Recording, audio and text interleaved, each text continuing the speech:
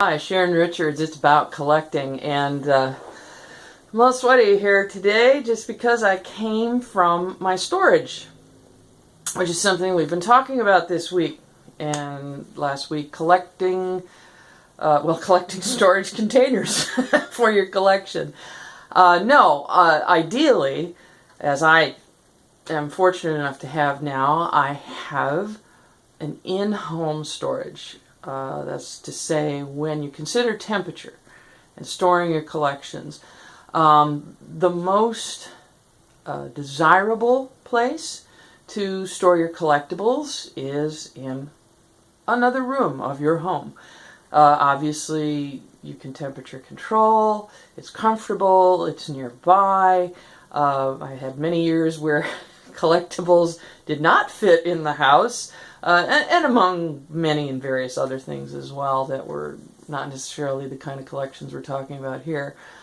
But storage, extra storage space, which is why these places like, the U-Haul storage and American All Storage, any kind of storage space that's available in your area, are so popular because we do collect lots of things, not just the sort of collections we're talking about here. And you do have options there too. Some collectibles, I know I might get some flack from other expert collectors, but generally speaking, porcelains, my Fiestaware fared very well through the many years of having to store it in non-temperature controlled in Florida. Sadly, though, a videotape collection I had, which is something we did on our own, videotapes back in the day when you took it off of the television. Those were destroyed through many years of being stored in heat. Something you do not want to store in the heat at all, and we've always kept with us, are records. They're becoming popular again today, 33 1/3 albums. So those we've always kept with us in a temperature controlled. Family photographs, things like that.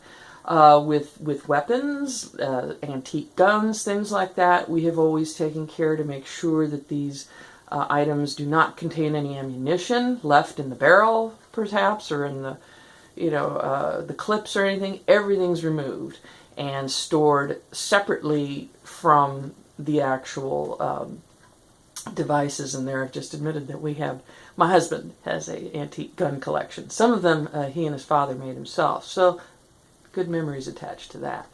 But lots of options for the appropriate storing of collectibles. The more delicate, I would say, the more temperature sensitive it will be.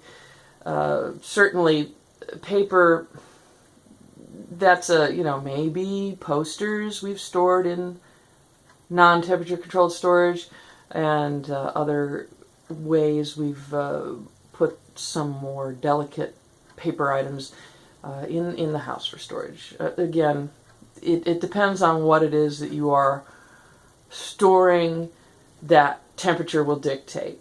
And certainly, if you value it highly, whether it's monetarily or sentimentally, you want to keep that where you feel most comfortable, and that's definitely if you're lucky enough to have ample storage closets in your home. So this has been a bit of a long one, but I do apologize. There's lots of ways to store. We'll be talking about other things regarding storage over the next few weeks. So thank you for joining me through this one, and I'll see you again next time. Sharon Richards, it's about collecting. Take care.